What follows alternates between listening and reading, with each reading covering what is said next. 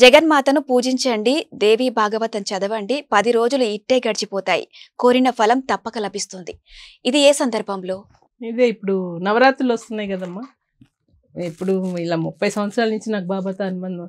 ఎప్పుడు నవరాత్రులు వచ్చే ముందైనా సరే, లేదంటే విడి రోజుల్లో అయినా సరే, బాబాగారు చెప్పేది ఒకటే ఒక మాట అమ్మ, నన్ను పూజించండి అని బాబాగారు ఎప్పుడు చెప్పలేదు. నాతో అసలు ఎప్పుడు నన్నే పూజించండి, నన్నే ధ్యానించండి అని మటుకు చెప్పలేదు. నేను ఒక గురువుని, నేను ఒక దేవుడు దూతని అనే చెప్తారు తప్పితే ఆయన ఎప్పుడు నన్ను పూజించండి అని కూడా బాబాగారు ఎప్పుడు అడిగింది లేదు. బాబాగారు ఎప్పుడు చెప్పినా కూడా జగన్మాతను పూజించండి, దేవీ భాగవతం చదువుతూ ఉండు, కోరిన కోరికలు అలాగే నీకు నెరవేరుతూ ఉంటాయి అని చెప్తానే ఉండేవాళ్ళు. ఇంట్లో కూడా అలాగే అమ్మవారికి నిత్యం పూజ చేసుకుంటూ ఉంటానమ్మ. బాబాగారికి ఎలాగో ఇంట్లో అమ్మ కూడా ఉన్నారు, నిత్యం చేసుకుంటూ ఉంటా. ఆ అమ్మ ఎలాగంటే మనకొక తల్లి కన్నా ఎక్కువే, అంత చంటి బిడ్డలాగా తన ఒడిలో పెట్టుకొని మనకి ఎటువంటి కష్టాన్నైనా కూడా అమ్మ పూజ చేసుకుంటే మటుకు చాలా ఎంత ఫలితం ఉంటుందంటే అమ్మ, అది అనుభవపూర్వకంగా చెప్తున్నాను. ప్రతి ఒక్కళ్ళమ్మ సమస్య ఉంది, నాకు ఈ సమస్య అండి, నాకు ఈ బాధ అండి, ఇలాగని అనుకుంటారు. ప్రతి దానికి ఒక పరిహారం అనేది ఖచ్చితంగా ఉంటాయమ్మ, ఖచ్చితంగా ఉంటాయి. ఇప్పుడు సమస్యను దాటాలి అంటే మనకి తలనొప్పి వస్తే మనమే మెడిసిన్ వేసుకోవాలి. ఏదైనా ఏ నొప్పి వచ్చినా మనమే వేసుకోవాలి, అంతేగాని మీరు వేసుకుంటే తగ్గదు కదా. నాకు నొప్పి వస్తే అలాగే సమస్య ఏదైతే ఉందో ముందు ఏం పరిహారం చేస్తే దాన్ని మనం దాటగలుగుతాము అని చెప్పేది ఫస్ట్ ఆలోచించుకోండి. ఇవాళ నన్ను చాలామంది బాబా సందేశాలు అడుగుతారు, ఖచ్చితంగా అడుగుతారు. అమ్మ ఒక సందేశం చెప్పండి, బాబా ఏం చెప్తున్నారు. ఆ సందేశం ఇస్తాను, నేను ఇవ్వను అని చెప్పడంలా.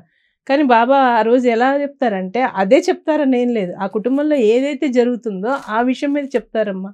మీకు ఇవాళ ఈ సమస్య మీదే చెప్తారు. ఇవాళే పెళ్ళి అవుద్ది, పలానా పెళ్లి కొడుకు అవుతాడో పలానా పెళ్లి కూతురు అవుతుందో అలాగని ఏం చెప్పరమ్మా. ఏదైతే జరగాలనుందో మీ ఇంట్లో అదే విషయంగా చెప్తూ ఉంటారు.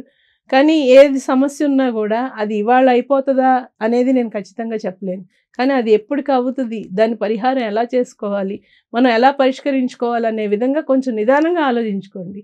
అంతేగాని వాళ్ళ సమస్య వచ్చేసింది కదా. చాలామంది 35 సంవత్సరాల నుంచి మేము బాబా పూజ చేస్తున్నాం, ఇవాళ ఎందుకు మాకు కష్టం వచ్చిందంటే, బాబా మనకు కష్టం ఇవ్వడానికి ఉన్నారా అమ్మ? లేరు కదా. ఆయన ఏం మనకేమి అగ్రిమెంట్ రాయలేదు కదా. నేను ఇలాగే అంటూ ఉంటాను, అసలు బాబాని ఏమి అనుకోవద్దు. బాబా ఎందుకు ఇస్తారు? బాబా కాదు, ఏ దేవుడు ఎవరికి కష్టం ఇవ్వరు. ఇవన్నీ ఏంటంటే ప్రారంధాలుగా మనం ఎన్నో జన్మల్లో ఏమేమి చేసి వచ్చామో మనకు తెలియదు. ఇప్పుడు ఉన్న దానిలో ఇంకా పొరపాట్లు చేసుకోకుండా, ఇంకా మనం కర్మలు పెంచుకోకుండా ఒక దైవభక్తిలో దైవారాధనలో చేసుకుంటూ ఉంటే ముందు అన్నీ మనం తొలగించుకోవాలి కదా. ఆ తొలగించుకోవాలంటే కొన్ని ప్రారంధాలు వస్తూ ఉంటాయి, దాన్ని తట్టుకునే శక్తి కూడా భగవంతుడు ఇస్తాడు. మనం చేసుకోకుండానే కష్టం ఉంది అనుకుంటే మనం ఏది ఒడ్డు దాటలేం. ఇప్పుడు ఒక నది ఉంది, యువతల ఒడ్డు నుంచి అవతల ఒడ్డుకి వెళ్ళాలి, ఇంకా వేరే సోర్స్ లేదు. కానీ ఎలాగైనా దాటుతాం కదా. ఒక బోట్ వేసుకుంటామో లేకపోతే ఏదో ఒక తిప్పలు పడో ఒక కర్రో బేస్ చేసుకొని మనం వెళ్తాం. ఎందుకంటే అది వెళ్ళాల్సిన ప్రదేశం కాబట్టి, అక్కడికి వెళ్ళాలి కాబట్టి చేరుతాం. అలాగే నువ్వు ఈ సమస్యను దాటాలి అంటే దానికి ఒక పరిష్కారం మనమే వెతుక్కోవాలి. ఎన్నో ఉన్నాయి, చాలా ఉన్నాయి. ఇప్పుడు చాలామంది కొన్ని పరిహారాలు చెప్తూ ఉంటారు, ఇలా చేసుకోండి ఇలాగా. లేదా నిత్యం దైవ దర్శనానికి వెళ్ళండి. మీకు కుదిరిన టైంలో మీ కుటుంబంలో ఇబ్బంది పెట్టుకొని ఆ పనులు ఆపేసుకొని నేను గుడికి వెళ్ళమని చెప్పట్ల. మీకు ఖాళీ ఉన్న సమయంలో గుడికి వెళ్తూ ఉండండి, దేవాలయాలు దర్శించుకుంటూ ఉండండి, ఉన్న దానిలోనే అక్కడే. అంతేగాని ఖర్చులు పెట్టేసేసుకొని ఎక్కడెక్కడో దూరంగా వెళ్ళేసి మేము అలా చేసి వచ్చాం ఇలా చేసి వచ్చాం అది కూడా వద్దు. సింపుల్గానే మీకు దగ్గరలో ఉన్న ఏదో ఒక దేవాలయానికి. ఒక చిన్న ఎగ్జాంపుల్ ఏంటంటే, మాకు తెలిసిన ఫ్యామిలీ ఫ్రెండ్ ఒకళ్ళు కోట్లల్లో అప్పులైపోయారు. మ్యాక్సిమం ఒక 2 కోట్లు 3 కోట్లు 2 కోట్ల దాకా అప్పు అయిపోయారు. కానీ అతను ప్రతిరోజు అమ్మ శివాలయానికి వెళ్తానే ఉంటాడు. ఒక్కరోజు కూడా ఏడవకుండా ఎర్లీ మార్నింగ్ 5 కల్లా గుళ్ళో ఉంటారు. కానీ అసలు ఎట్లాగంటే ఆ కుటుంబ పరిస్థితి చాలా, అసలు ఇంకా బతకకూడదు అనే స్టేజ్ దాకా వెళ్ళిపోయారనమాట వాళ్ళు. కానీ ఎప్పుడైతే వాళ్ళ ఎంత బాధలో ఉన్నా కూడా ఆయనకి దేవాలయానికి వెళ్తా ఉంటే అది ఎలాగంటే గ్రాడ్యువల్గా అసలు అట్లాంటి ఆ పరిస్థితి నుంచి ఎంత త్వరగా ఈజీగా కోలుకున్నారంటే, ఇవాళ ఆయన హృదయం ఇప్పి చెప్తారు, నేను ఎంతో సంతోషంగా ఉన్నాను. అయినా కూడా ఈ రోజుకి వెళ్తానే ఉంటారు. అంటే మనం దేవాలయానికి వెళ్ళడం వల్ల మన పూర్వజన్మ ఏం చేసినా మనకు తెలియదు. గ్రాడ్యువల్లీ మటుకు మన కర్మలు మటుకు తొలగిపోతూ ఉంటాయి, మనకు తెలియదు. దేవాలయమే, దేవుడి మందిరం, మన ఇల్లు మనది. కానీ అక్కడికి వెళ్తే అక్కడున్న వైబ్రేషన్స్ కానీ, మనలో ఉన్న చెడు శక్తులే కానీ, లేకపోతే మనలో ఉన్న నెగటివిటీ కానీ, అవన్నీ కూడా తొలగిపోతూ ఉంటాయి, మనకు తెలీదు.